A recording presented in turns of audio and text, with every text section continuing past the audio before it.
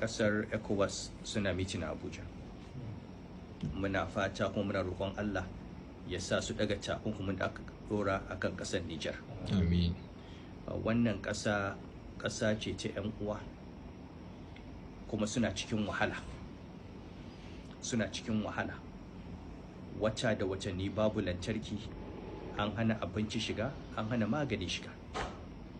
Mutanen da muke yin wannan dan su masu demokradiyya, muna kallon yadda suke yi a Isra'ila.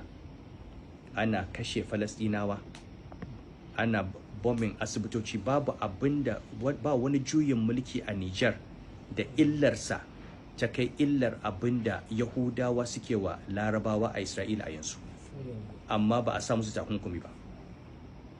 Ba za mu zama mun fi wa'annan mutanen san demokradiyya ne tasu ce.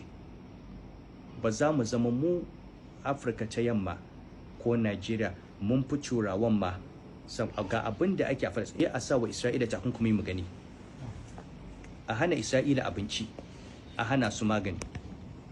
Saboda haka muna roƙon shugabannin ƙasa na Afirka ta yamma su duba wannan abin. Magani da abinci da lantarki a sakarwa mutanen Nijar, a sakan musu. Wannan abin ya isa kuma ana kai mutane garu. Allah Ubangiji ya kawo mana ƙarshen wa'annan fitinu, kuma Allah ya sa su gane, su san cewa wannan hanyar ba mai ballewa ba ce.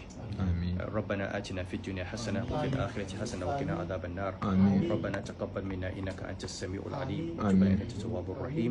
سبحان ربك رب العزة عما يصفون وسلام على المرسلين والحمد لله.